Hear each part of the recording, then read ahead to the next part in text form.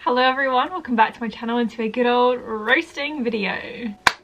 Can't wait for this one. So over a year ago now, I think like February 2019, I did this original assumptions video, which obviously it wasn't even original then, it'd already been out for like months, but I figured like a bunch of you guys are new, like my subscribers have like doubled since then, so why not just do it again and just see what you guys think of me.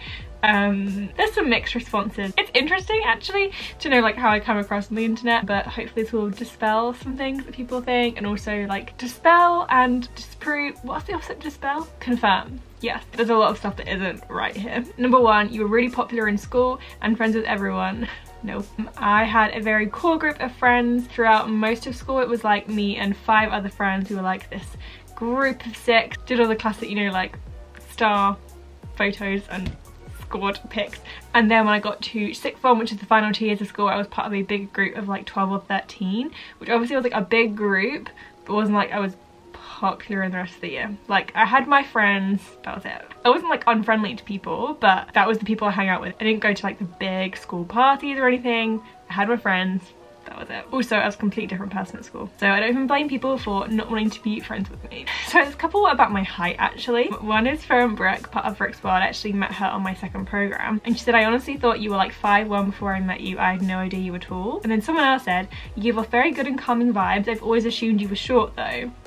I'm definitely not short. I wish I was. I want to be like cute and petite, but I'm like 5'7", so I'm definitely on the taller end. Also, I give off a small vibe. I don't know. You love musicals. I mean, yes, that one's correct. Grew up performing in the arts. Yeah, this is like mostly true. I started ballet and tap when I was 3, and I started musical theatre when I was 9. As I got older, I kind of got into it more. So at one point I was doing 2 hours of ballet, 1 hour of tap, modern, jazz, 4 hours performers squad, and then 3 hours at a musical theatre group. Friday nights were out of the question for social activities.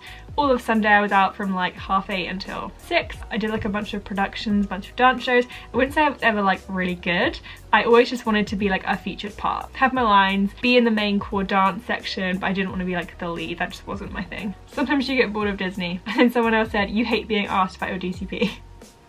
This is, okay, this is not, I don't hate being asked about it, but I'm very tired now of people messaging me on DMs just being like, I have questions about the DCP, and they kind of like demand answers as if I'm Google. A bunch of the times they haven't even applied yet, they're maybe still in high school, or they don't even follow me, and then they're asking questions like, can you have your hair tied back when you're on your program? Are you allowed a water bottle when you're on shift? And like, you haven't even got in yet. And also like, it was a few years ago now that I did my programs, and I know obviously like built like a reputation around it, but I am starting to answer questions less about that just because it's boring, and also it's not like it's my job, and I feel like people come to me and other like social media people rather than contacting Disney or recruiters, or maybe just using common sense. I can never be bored of Disney though. Like that's not going to change. Being asked questions about like the application process, like I'm very much done with that now. You can be shy at first. A bunch of people have said that actually. It was things like shy at first, but then once you get to know somebody you become very open. Other people have just said that you seem very down to earth.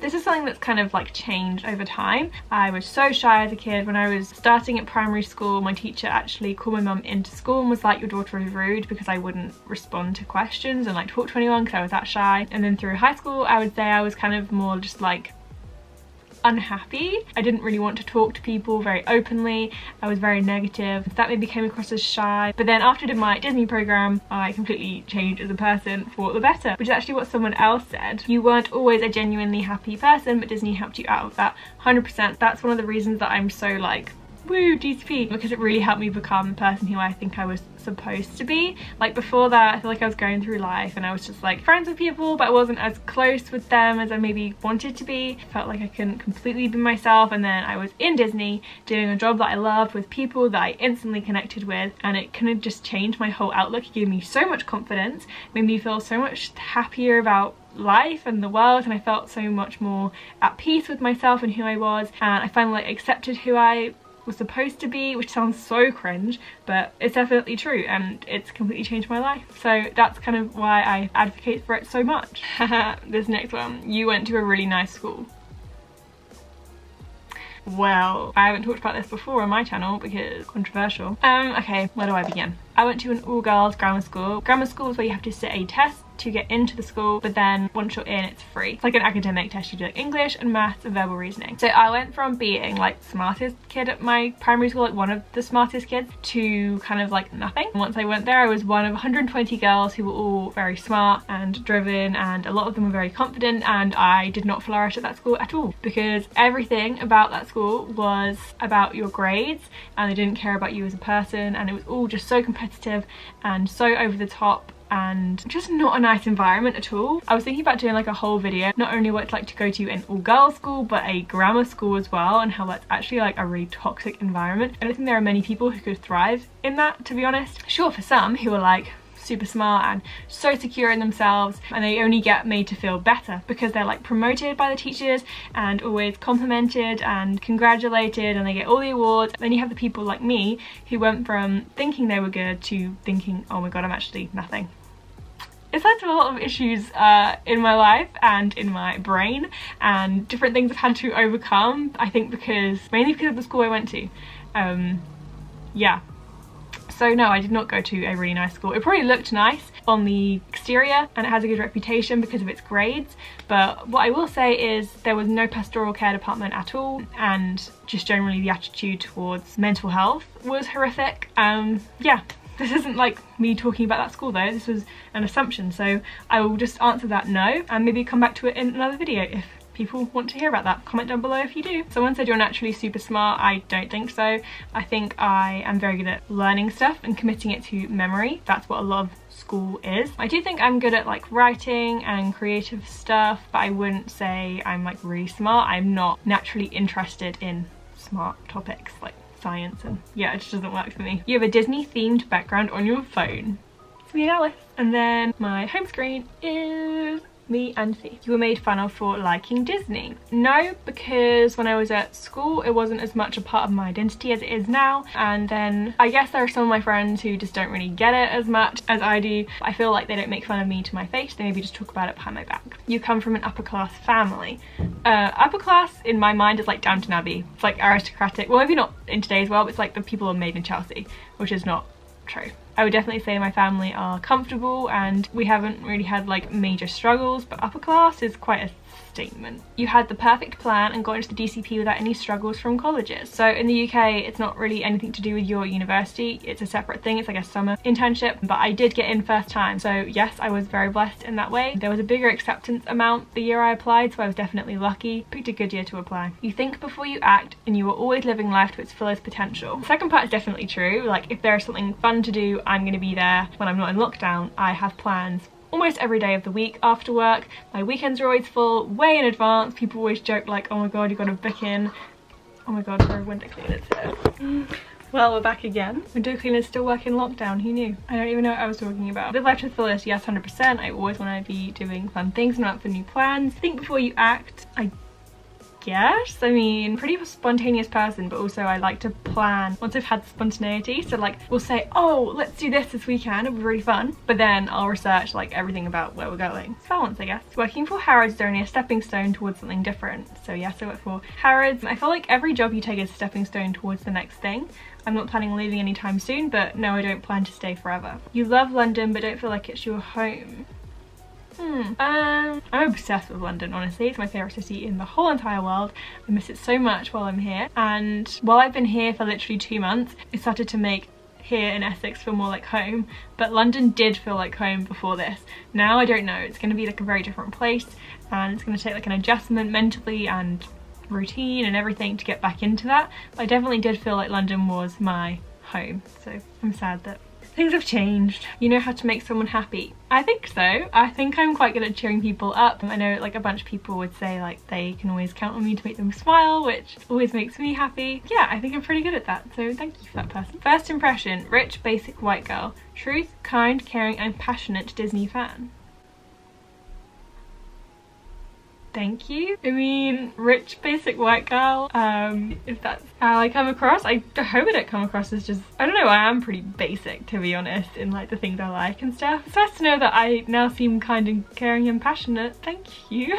You'd rather have food than attractions at Disney World. Whew. Okay, I guess if I was told if you go to Disney World, you can either only ride attractions and have to bring a packed lunch, or only eat the food and not ride any attractions, I probably would choose the food, because like the atmosphere of being at Disney, just the general like shows on the street, yeah, I probably would rather have the food than go on the rides. Is that bad? You did really well in school and probably did English and geography or history for your A-levels. I did English, geography, oh my god, it's been a while, English, geography, philosophy and psychology. Yes, those are my options. So yeah, you were pretty accurate. I mean, I did well my A-levels, my GCSEs, which is the thing that comes before A-levels in the UK. Technically I did well, but my school didn't make me feel like I did very well. So in my mind I didn't, because of the way that I was treated. But that's for the other video if we film it, because that was fun. Oh, okay. Someone said, do you feel like you have to include Disney in your videos when actually we just love you?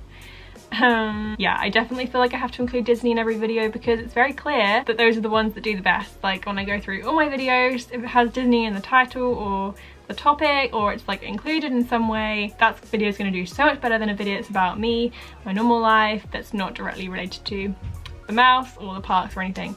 So yeah, as a person who strives to please others, I want to make videos that are going to make people happy the most and the most people happy. So I definitely feel that. Thank you for saying that you actually love me, but I don't think you speak for the majority. You seem very down to earth, but also very confident. Down to earth, I mean, why would I not be? I'm not Hannah Montana. Very confident, it kind of depends. I definitely wasn't confident for a long time. I think right now I'm the most confident I've ever been, but I don't know if that would mean that I'm very confident overall. And the last one is, you are the nicest human alive, thanks, but prefer not to be approached by fans.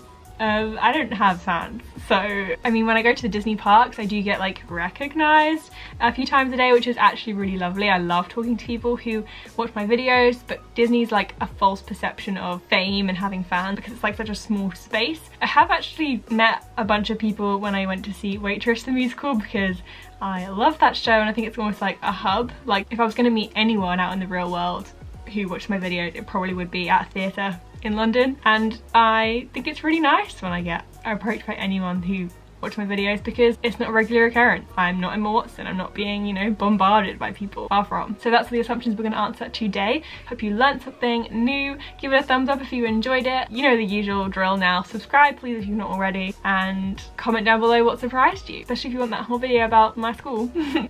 Maybe I shouldn't do it, it'd be a lot of tea. Yeah, anyway, see you next time. Thanks for watching, bye.